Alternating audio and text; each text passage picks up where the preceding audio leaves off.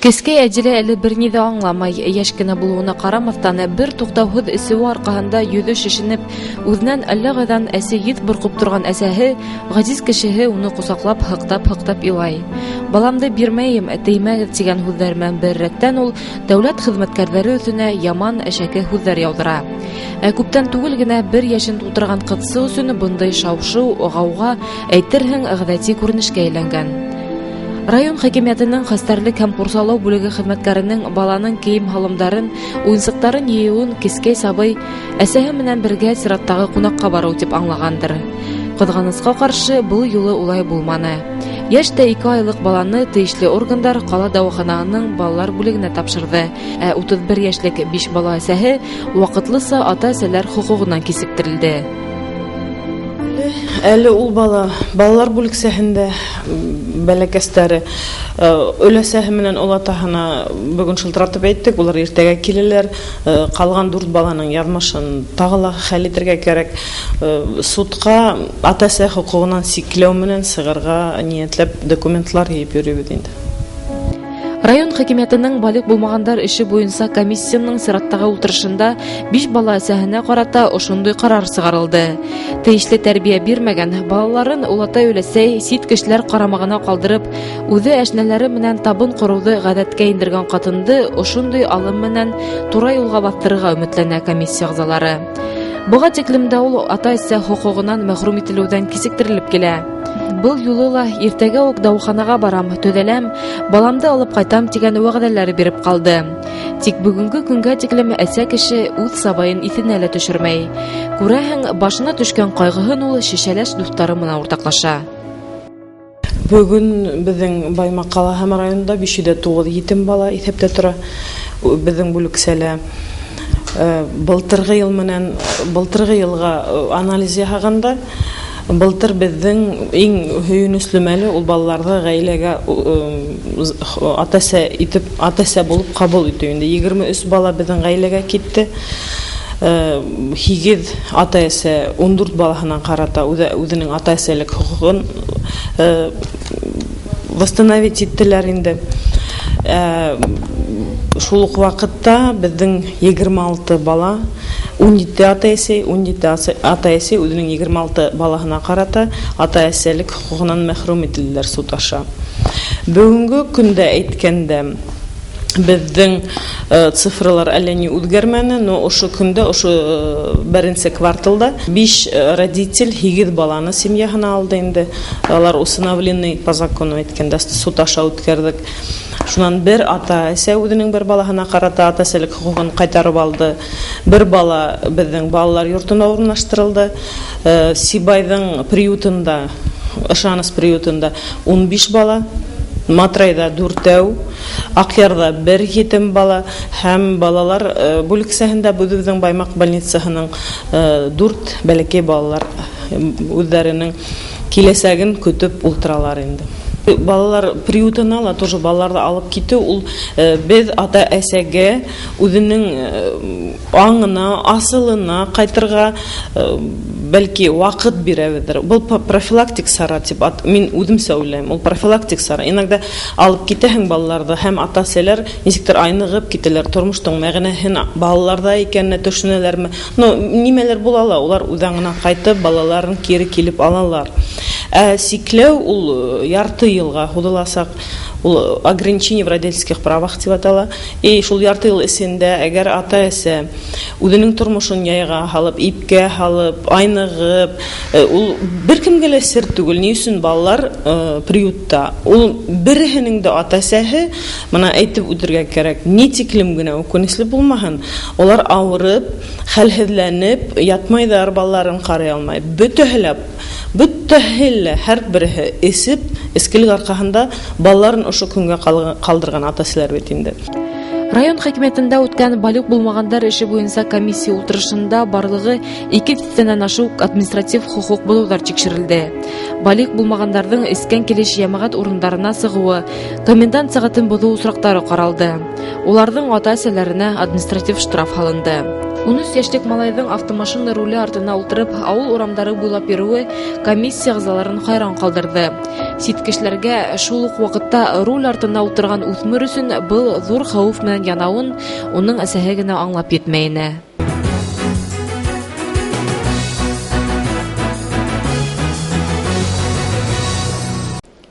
Бүген Баймак Үҙәк ҡала дауаханаһында 4 сабый тәрбиәләнә.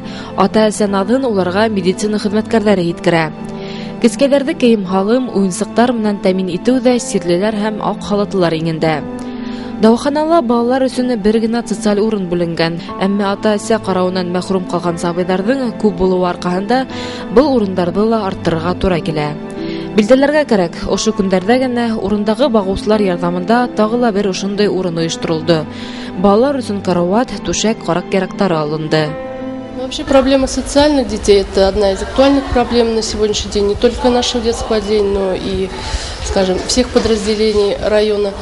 Вообще у нас заложена одна социальная койка в отделении, то есть она содержится на бюджете больницы, но занимает она обычно большее количество. То есть вот на данный момент у нас находится 3 социальных ребенка в отделении.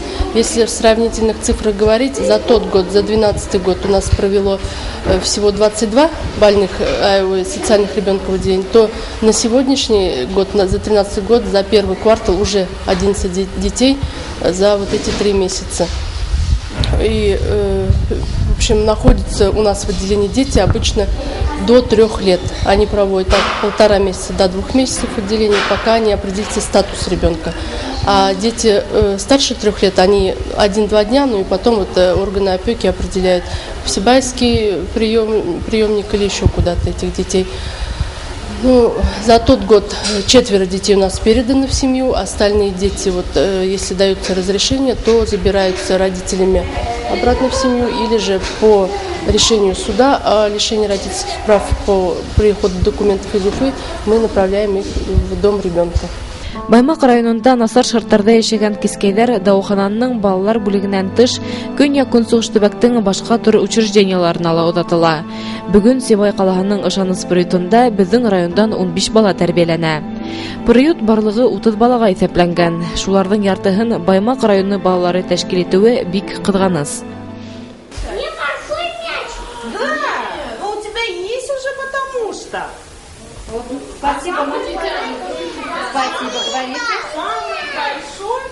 Хәҙерге ваҡытта ауыр хәлдә ятарыған ғаиләләр бик күбәйҙе һәм ата-әсәләре була тороп та ошондай хәлгә ҡалған балалар мында күп. Шуға күрә беҙ уларҙы ҡабул иткәндән һуң һәйбәт итеп социаль реабилитация үткәрәбеҙ уларға һәм улар менән беҙҙең тәрбиәселәр, социаль хеҙмәткәрҙәр һәм хеҙмәт дәрестәре алып баралар, музыкаль дәрестәр үткәрәләр. Шул именно бүгенге көнгә яраштырыр өсөн уларҙы. Һәм беҙҙең приют эсендә бөтә шарттар да тыуҙырылған. Бында урынлашҡан балалар бөтәһе лә 7-нче мәктәптә белем алалар. Улар менән беҙҙең бәйләнеш бар. Беҙгә ҡайһы ваҡытта ғына килмәһеннәр, йыл башындамы, йыл аҙағындамы, уларҙы беҙ шул мәктәпкә алып барып урынлаштырабыҙ һәм унда улар төплө белем алалар. 6 ай эсендә уларҙы үҙ ғаиләләренә ҡайтарырға тырышабыҙ күбеһенсә. Но һуңғы ваҡытта былтырғы йылда беҙ үҙ ғаиләләренә 124 бала үтте. Уларҙың 64%-ын беҙ үҙ ғаиләләренә кире ҡайтарҙык. Шуларҙың 2 бала ғына кире беҙгә кире килде инде. Һәм ул ата-әсәләрҙе беҙ ата-әсәлек хоҡуғынан мәхрүм иттек. Килгәндә улар үҙ-үҙенә бикләнгән булалар һәм улар менән беҙҙең психологлар бик әүҙем эшләй һәм дә башҡа уҡытыусылар тип әйтәйем, улар бөтәһе лә улар менән чтобы уларға еңелерәк булһын өсөн һәм уларҙы аңлап, уларҙы ниндәй юҫыҡтан ебәрергә, ниндәй кәңәштәрен биреп ярҙам итәбеҙ. Һәм улар бер 2-3 аҙнанан һуң үҙгәрә башлайҙар һәм яҡшы яҡҡа үҙгәрә башлай. Уларҙың холоҡтары һәм уларҙың төрлө шул дәрескә мөнәсәбәттәре, уҡыуға мөнәсәбәттәре үҙгәрә. Бала приютҡа эләгеү менән ата-әсә ярты йыл эсендә үҙ балаһын ҡайтарып алырға хоҡуҡлы. Тормошта яңылыш йәшәүен аңлап, тура юлға баҫыусылар юҡ түгел, бар. Әммә ундайҙар бармаҡ менән һанарлыҡ. Ага. Бар, кысакла әсәйең. Вот и все. Баймак районунан 28 яшьлек 2 бала әсәһе лә үзенә башка эсмәйем дигән вәгъдәләр бирә. Бүген ул приютка балаларын күрергә килгән. Үз хатаһын аңлаган да ул, тик хуңлаган шул. Күз яшьләре менән балаларының кителгән күңелен кире уңалтып булыр микән? Поддержка юк. Алып киткәч кенә аңладым, эсергә кирәкме икән. Яттым. Ичене алдым, Аллага шөкер. Айдан аша күргәнме генә балаларны да күрдем. Һау, таза, матур. Онытмагандар. Эшкә төшергә дип хыялланам инде. Эшкә төшергә эшләр күп тә ул. Яшәргә урын юк. Авылда тем более юк. Авылда шу эскелектән башка нимә булган? Башка бер юк. Күтәргә 6000 и все. 6000 нимәгә итә? И пособие унда 250 бер балага. Ай буена ашатырга кирәк, эсерергә кирәк. Авылда тем более юк. Исмәндер. Берсе шул. Балаларга да кыен. Аңлайм мин. Аңланым да башка исмәйм. Исмәндер. Бүген балаларга кире кайтарга теләгән Әйе. Исмәткә самый главный шул. Искелек весь бетерә. Ой. Миңа хәзер 22. 22 яшь. Карта түгел, яшьтә түгел, аңларга бара инде. Балала түгел. Балалар организация яшәгән. Касан башланды ул яңгыш тормыш үтте. Яңгыш тормыш. Былтырдан, наверное.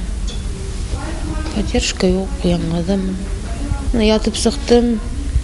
Ничек яла битте. Анда нинди генә кешеләр юк, шу эскелек арканда. Имгәктеп тә йөриләр, кыскырып та яталар. Инде үлеп та калдылар бит инде күпме. 20 көн эчендә мин күп кешене күрдем. Шу эскелек арканда. Авылда шу эскән ерләрдә тыймайдар бит. Вообще ой нәмә юк. Безнең авылда только хочет ата. И самого гына түгел бит, технический спирт аталар. Самый кешене алята тронмый. Сән диңгәктәлектән бер мәле кирәкми. Исмәһендәр тәем самый главный. Бүген балалар йортларында, приюттарда тәрбияләнгәннәр өчен атай да, әсәй дә дәүләт. Уларга бында яшәү өчен бар шартлар тудырылган. Тамактары тук, өстәре бүтән, әмма күңелләре тыныс дип әйтеп булмай. Чөнки һәркем ата-әсәһенең нинди булуына карамастан, бүген иртән газиз кешеләре килер, уны туган йортына алып кайтыр дигән өмет белән яшәй. Был бәхетле минуттарда улар һагыш тулы күзләрен бүлдерәтеп тәдрәнән алмай көтә. Воспитательница очень хәйбәттәр, хәйбәт дип ашаталар. Монда очень хәйбәт балалар. Поварлар очень добрыйлар. Бер көнгә 6 тапкыр ашаталар, тәмле итеп пешерәләр. Алар безнең өчен нык стараться итәләр. Бер катокка йөрибез, театрларга йөрибез. 3-га йөрибез. 10 апрельдә может кайтырмын. Өметһез шайтан дигән бурынгылар, дәүләт курсаулыгы артында тәрбияләнгән балаларның да уй теләктәре тормышка ашыр, гаилә бәхетен, ата-әсә надын татып яшәүләрен теләй кала.